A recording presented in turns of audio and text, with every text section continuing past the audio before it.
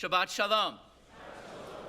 For the past few weeks, on Saturday mornings, we have witnessed the horrific spectacle of hostages being released, and more were released this morning.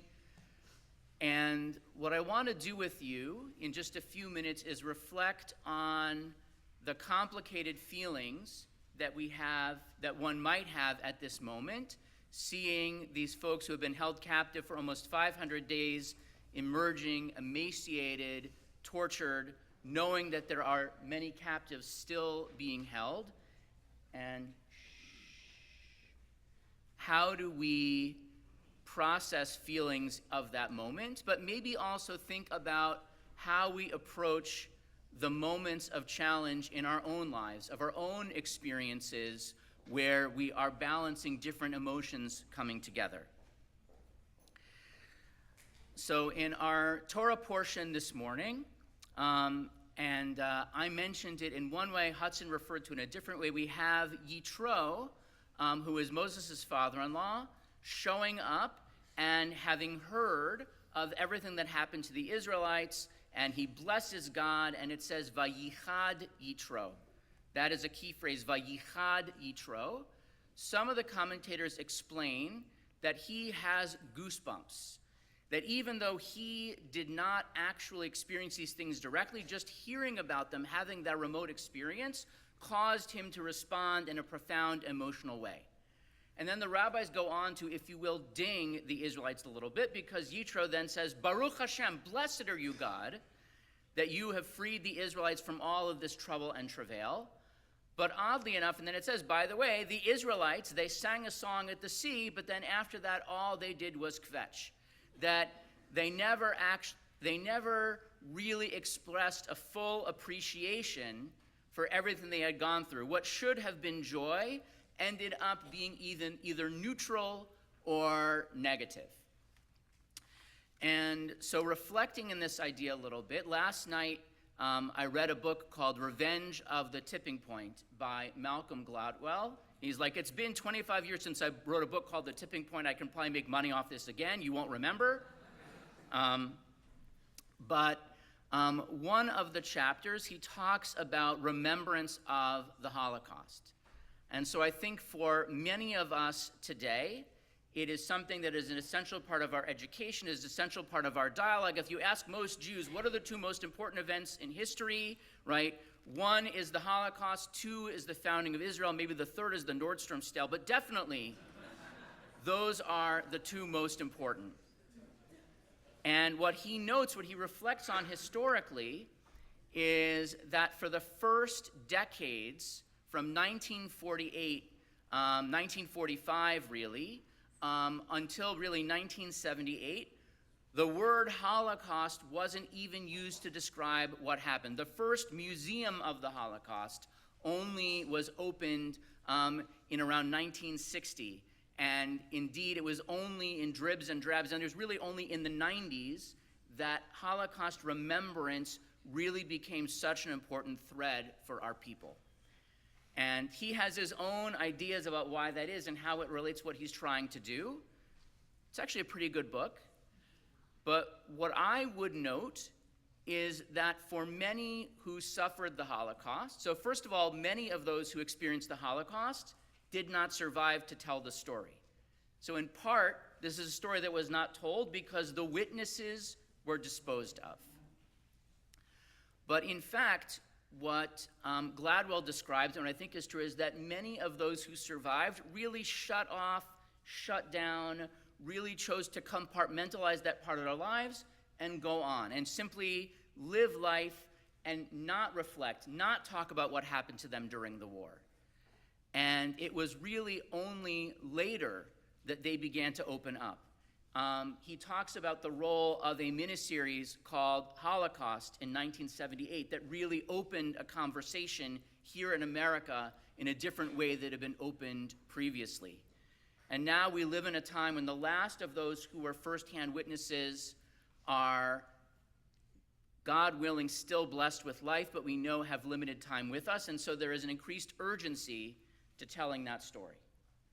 But the key thing to take away from that observation is that one way of responding to a horrific event is simply to shut it out, simply to not reflect on it, simply to put it under the rug, under the carpet, to try to not have it be a part of one's mental makeup, as hard as that is.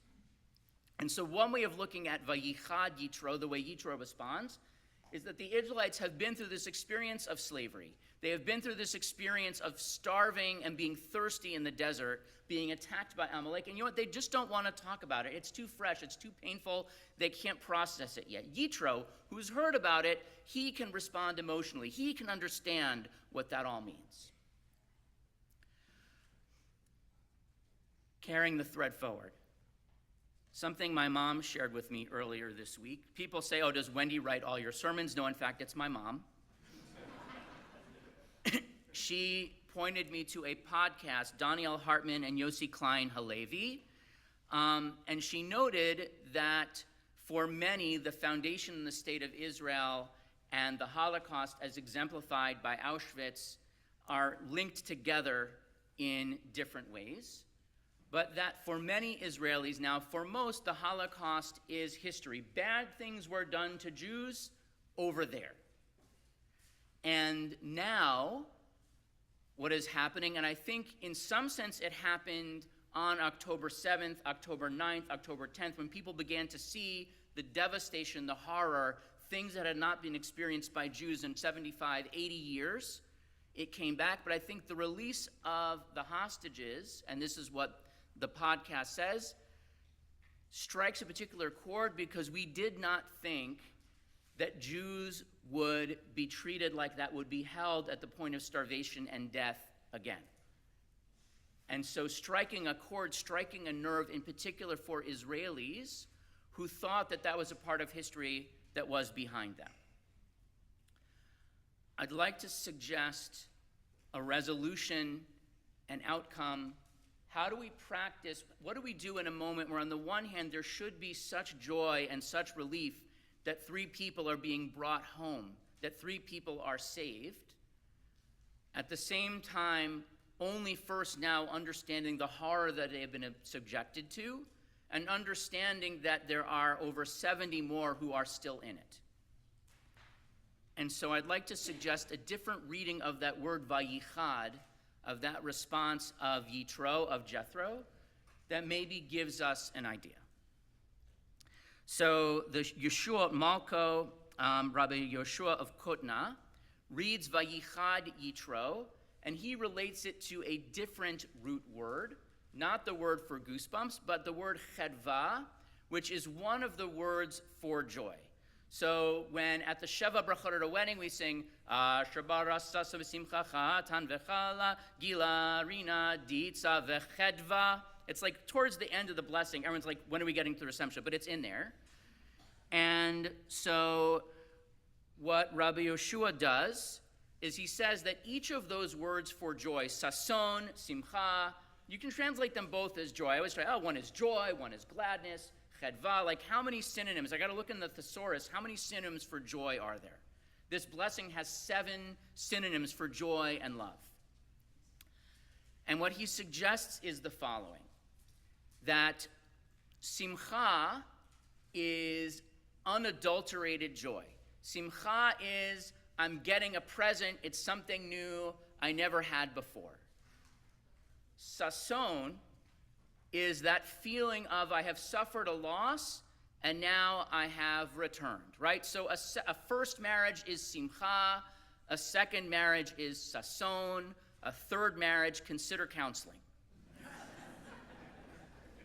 A fourth, I hope you have a good attorney. But really, that idea of simcha being just unbridled joy, sason being we had a hard time and now we're better again. Very rarely in Judaism do we get simcha, joy that has never had anything bad before it. Usually we look at sason. So sason is we had a tough time and we made it, right? Every Jewish holiday, they tried to kill us, they failed, let's eat, right? That's sason. But Rabbi Joshua says that the feeling of happiness that is the hardest to hold on to, and that Yitro had in that moment, chedva, is the feeling of joy while there is still sadness and fear. So Yitro has this feeling of chedva because it is too soon to stop feeling the grief of everything that the Israelites have experienced. And in fact, one commentator says that Yitro, earlier in his life, had actually been one of Pharaoh's advisors. That Yitro, when Moses was born, some of you remember this legend, was one of the 3 advisors who tried to guide Pharaoh what to do with this kid Moses. And so Yitro had actually been close with Pharaoh and fled, but he had a background in Egypt. And so he heard all the bad things that happened to Egypt. He was not only concerned for Israel, he was grieving for Egypt as well. That is a complicated place to be cheering for Israel, but also to feel concern and sadness for those on the other side. And maybe that's the feeling that Yitro had. But Yitro, in any case, is feeling this sense of chedva, this sense of I am still in sadness, I am still in fear, and yet I'm experiencing joy at the same time.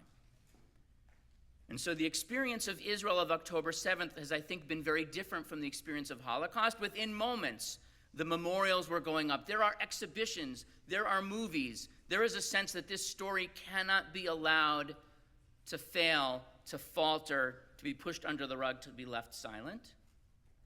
And yet at the same time, there is a sentiment that one cannot let one's grief, one's anger, one's anxiety intrude on one's joy, that one somehow has to hold them both together. That is the sense of vayichad Yitro, of chedva. These are events on the national scale, the international scale, the historic scale. We live our lives on a day-to-day basis in much simpler things. We live in a world in which we are constantly deluged with all kinds of news, good and bad, joy and fear. We are experiencing great joys and celebrations in our lives, and yet at every celebration there are the ghosts of those who are not with us.